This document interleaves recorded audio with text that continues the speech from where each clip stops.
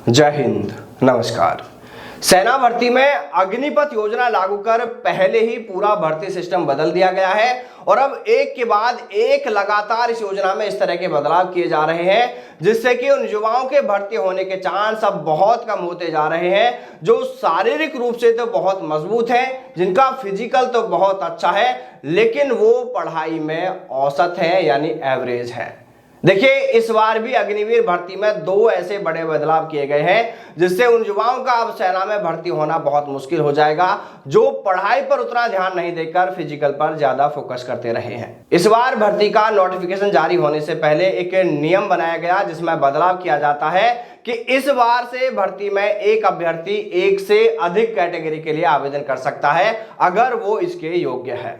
लेकिन शायद सिर्फ इस नियम से सेना का वो मकसद पूरा नहीं हो पा रहा था, तो इसलिए इसको लेकर एक दूसरा बदलाव यह किया गया कि इस बार 1600 मीटर दौड़ पूर्व की तरह 2 ग्रुप में नहीं होकर बल्कि 4 ग्रुप में की जाएगी। यानी पहले अगर कोई अभ्यर्थी 5 मिनट 45 सेकंड के बाद दौड़ पूरी करता था तो उसे दौड़ में फेल माना जाता था और उसे उसी समय भर्ती से बाहर कर दिया जाता था। लेकिन अब अगर कोई अभ्यर्थी 6 मिनट 15 सेकंड तक में भी अपनी दौड़ पूरी करता है, दौड़ पास करता है, तो उसे भर्ती से बाहर नहीं किया जाएगा बल्कि उसे 4 नंबर ग्रुप में रखा जाएगा। देखिए, सेना ने ये दोनों बदलाव क्यों लागू किए हैं, इसके पीछे का उद्देश्य क्या हो सकता है, तो वो उद्देश्य साफ साफ नजर आ रहा है कि सेना अब फिजिकल फिटनेस के बजाय अधिक पढ़े लिखे और तकनीकी कैंडिडेट को भर्ती करने पर ज्यादा फोकस कर रही है। इन दोनों बदलावों से सेना का उद्देश्य तो देखिए पूरा हो रहा है, लेकिन साथ साथ में उन युवाओं को भर्ती में नुकसान होगा जो पढ़ाई लिखाई पर अधिक फोकस नहीं करते हैं। कह सकते हैं कि ऐसे अभ्यर्थियों के भर्ती होने के चांस अब बहुत कम हो जाएंगे जो अभी पढ़ाई पर ध्यान नहीं देकर फिजिकल पर फोकस कर रहे हैं। इसलिए अब अभ्यर्थियों को पढ़ाई पर भी फोकस करना होगा। चलिए, आपको इन दोनों बदलावों का पूरा गणित समझाते हैं कि इन दो बदलावों से किसे तो फायदा हुआ है और किसे नुकसान हुआ है। देखिए, पहले एक अभ्यर्थी सिर्फ एक ही कैटेगरी के लिए आवेदन कर सकता था। जैसे मान लीजिए 10वीं पास वाला अभ्यर्थी जीडी या ट्रेडमैन के लिए आवेदन करता था, तो वही 12वीं पास अभ्यर्थी अपनी योग्यता के अनुसार क्लर्क या टेक्निकल आदि कैटेगरी के लिए आवेदन करता था। लेकिन अब इस बार से टेक्निकल व क्लर्क वाला अभ्यर्थी जीडी और ट्रेडमैन के लिए भी आवेदन कर सकता है। तो ऐसे में इस बार 10वीं पास जीडी भर्ती का एग्जाम देने वाले अभ्यर्थियों के साथ साथ इस बार वो 12वीं पास क्लर्क और टेक्निकल की कैटेगरी वाला बंदा भी जीडी एग्जाम में शामिल होगा। तो फिर देखिए, जाहिर सी बात है कि जो अभ्यर्थी क्लर्क और टेक्निकल की तैयारी किए हुए हैं वो 12वीं पास अभ्यर्थी उस 10वीं पास जीडी एग्जाम की तैयारी करने वाले अभ्यर्थी से तो एग्जाम में ज्यादा ही स्कोर करेगा।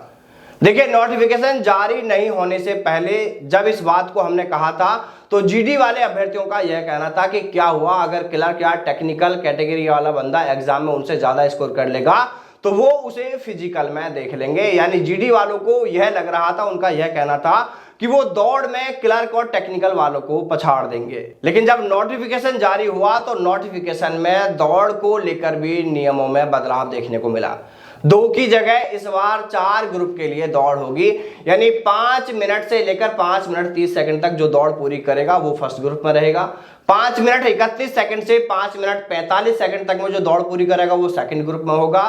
5 मिनट 46 सेकंड से 6 मिनट तक दौड़ पूरी करने वाला बंदा थर्ड ग्रुप में रहेगा और 6 मिनट 1 सेकंड से 6 मिनट 15 सेकंड तक में दौड़ पूरी करने वाले बंदे को फोर्थ ग्रुप में रखा जाएगा।